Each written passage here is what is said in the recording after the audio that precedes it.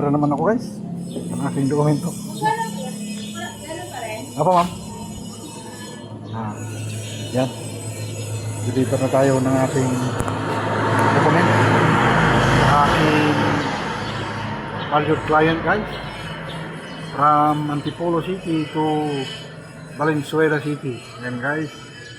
Deliver naman ako ng dokumento ng aking valued client. Thank you Lord. Salamat po sa blessing mo naman ngayong araw. Happy Thursday everyone. Meron naman tayong Bible verse sharing. Yan. Kabutihan ng Panginoon. Hindi lamang sa John chapter 4 verse 4. Hindi lamang sa tinapay na bubuhay ang tao, kundi sa bawat salitang lumalabas sa bibig ng Diyos. Kaya ayan guys, tayo po ay hindi lamang sa tinapay na bubuhay, kundi sa salita ng Diyos. Okay ma'am. Mama. Thank you mama. Thank you. Salamat po. Thank you ma'am. Ayan. Deliver ko na guys yung aking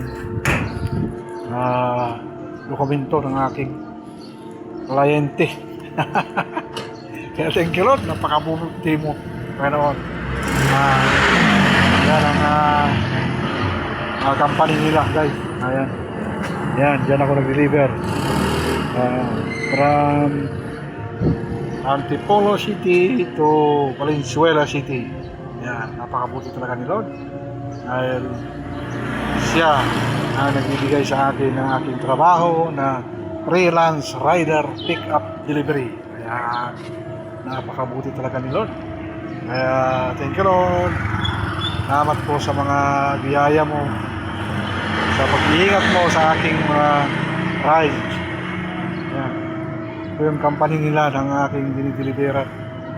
Thank you Lord. Salamat. Yan guys. Thank you. Okay. Salamat sa inyo. Mga suporta sa aking mga live video. Yan, laki pala ito. Lawak pa nito. Yan. Ang aking dinideliveran. Ito yung aking motor.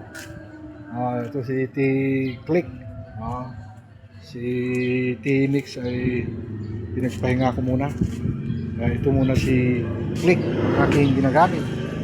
Kaya yan, napakabuti ni Lord. Kaya thank you guys. Salamat sa inyong suporta. Okay, hanggang dito na naman.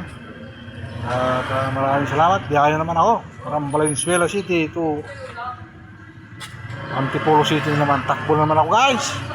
Kaya thank you. Salamat. Salamat sa inyong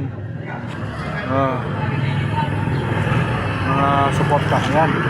Okay, bye. Hanggang dito na lang. Salamat sa inyong mga suporta guys. Okay.